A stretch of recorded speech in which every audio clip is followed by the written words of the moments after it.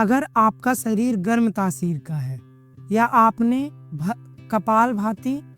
कपालभाति, सूर्य भेदन और नाड़ी शोधन तीनों प्राणायाम एक साथ किया है और उसके बाद अगर आप चंद्र भेदन प्राणायाम नहीं करते हैं तो हो सकता है कि आपके शरीर में गर्मी बढ़ जाए। इससे आपको कई नुकसान हो सकते हैं, जैसे फोड़े फुंसियाँ निकलने लगते हैं, चेहरे पे जो है पिंपल्स निकलने लगते हैं, फोड़े फुंसियाँ निकलने लगते हैं और खुजली, मतलब बहुत सारी चीज़ें जो होती हैं वो शरीर में गर्मी के कारण होने लगती हैं। तो अगर उस गर्मी को संतुलित करना है, और बढ़ती क्यों है वो मैंने पहले बता दिया।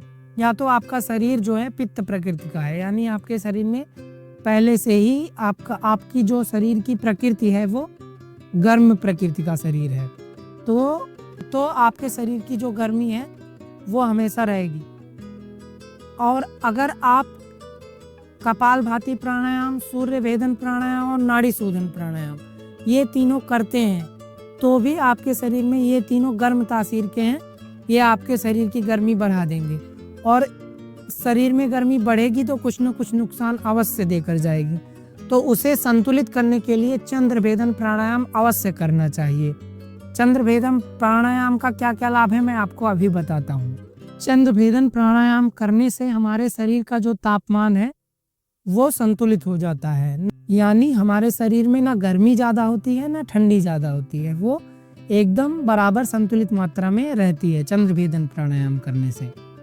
और ऐसा होता क्यों है वो भी मैं आपको बता देता हूँ। चंद्र भेदन प्राणायाम करने से हमारे नाक के भीतर की नसों में थर्मो रिसेप्टर्स एक्टिव हो जाते हैं, जो कि ठंडक का संकेत हमारे मस्तिष्क को भेजते हैं। तापमान नियंत्रक केंद्र सक्रिय हो जाता है, जिससे हमारे शरीर का जो तापमान है वो संतुलित हो जाता है। नियंत्रक केंद्र सक्रिय होने से जो कॉर्टिसोल है वो भी कम हो जाता है। इससे हमारे शरीर में मेटालोनिन नाम का एक हार्मोन होता है, उसका भी उत्पादन बढ़ जाता है, जिससे हमारी नींद की जो गुणवत्ता है वो बढ़ जाती है, हमें नींद अच्छी आती है बहुत। इसका एक फायदा मस्तिष्क को भी होता है, जो अल्फा वेव होती है, अल्फा तरंगे होती हैं, वो एक्टिवेट होने से हमारे जो मस्तिष्क की क्रिएटिविटी है, ये सब चीज़ें हैं वो बहुत अच्छे से आती हैं, आपका मन लगता है कोई भी कार्य करने में। इस प्राणायाम को करने के लिए ईड़ा नाड़ी का प्रयोग होता है। ईड़ा का मतलब होता है चंद्र, और चंद्र मतलब शीतलता, जो शीतलता प्रदान करे। अगर आप प्राणायाम करते हैं और आपको नहीं पता कि ईड़ा, पिंगला, सुषुम्ना, कुंभक रेचक क्या होता है, बंध क्या होते हैं, तो आपके सामने जो वीडियो दिख रही है इस वीडियो में जानकारी दी गई है, अवश्य देखें। अब समझ लीजिए कि चंद्र भेदन प्राणायाम किया कैसे जाएगा। तो आप सबसे पहले किसी भी उचित आसन में अपने शरीर के हिसाब से बैठ जाइए। जैसे मैं सुखासन में बैठा हूँ, ये सुखासन है। अगर आपको नहीं पता कि प्राणायाम करने के लिए कौन कौन से आसनों में बैठा जा सकता है तो आप इस वीडियो को जरूर देखें जो आपके स्क्रीन पर आ रही है। इसमें आपको कितनी प्रकार से प्राणायाम करने के लिए बैठा जा सकता है बताया गया है।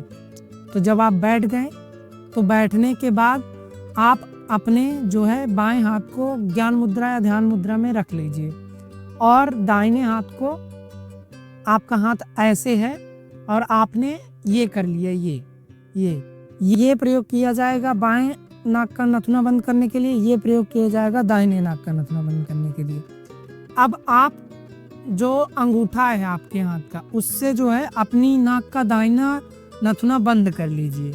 बंद करके जो खुला है नथुना बायां, यानी इससे श्वास भरना है और दाहिने को खोल के छोड़ देना है। मतलब इसे बंद करना है, इससे श्वास लेना है और इससे छोड़ देना है। फिर से इसी से लेना है, यानी बाएं नाक के नथुने से लेना है और इसी से छोड़ देना है। यही प्रक्रिया क्या कहलाती है? चंद्र भेदन कहलाती है। सूर्य भेदन में इसका उल्टा होता है। अगर आपने वो वीडियो नहीं देखी है तो वीडियो जरूर देख लें, ये रही वीडियो। ये इससे सांस भरी जाएगी और इससे छोड़ी जाएगी, यही होता है चंद्र भेदन। मैं आपको करके दिखा देता हूँ। आपने दाहिने अंगूठे से दायां जो नाक का नथुना है बंद किया, फिर इससे श्वास भरी जितना आप भर सकते हैं फिर जिससे भरिए उसे बंद करके दाहिने से जिसे बंद किया था उसे छोड़ के उससे इसे सांस को छोड़ देंगे। फिर से दाहिने को बंद कर लेंगे, फिर से बाईं से सांस भरेंगे। फिर से जिससे सांस लिया है यानी बाएं नथुने को बंद करके दाहिने नथुने से छोड़ देंगे। यही प्रक्रिया बार बार जो करेंगे तो यही हो जाएगा आपका जो चंद्रभेदन प्राणायाम। अब आप ये भी समझ लीजिए कि इस प्राणायाम को किसे किसे नहीं करना चाहिए। इस प्राणायाम को ठंडी में बहुत कम उपयोग कीजिए। ठंडी में ये प्राणायाम बहुत कम किया जाता है क्योंकि ठंडी तो पहले से ही है, मतलब ठंड में बहुत कम प्रयोग किया जाता है इस प्राणायाम का। ठंड में हमारे शरीर को गर्मी की जरूरत होती है। भोजन करने के बाद तो बिल्कुल ना करें। इस प्राणायाम का प्रयोग गर्मी में बढ़ जाता है क्योंकि गर्मी में गर्मी अधिक पड़ती है। अगर आपको या किसी को भी दमा की समस्या या सांस लेने की समस्या है तो बिल्कुल ना करें। अपने जो है डॉक्टर से सलाह लें और किसी की देख रेख में करें। अगर आप इस वीडियो को अभी तक देख रहे हैं तो वीडियो को लाइक कर दीजिए। मैं लाता रहूँगा ऐसी वीडियोस जो आपके शरीर को लाभ पहुँचाए। तो चैनल को सब्सक्राइब रखिए। अगले प्राणायाम की वीडियो ये रही, अवश्य देखें।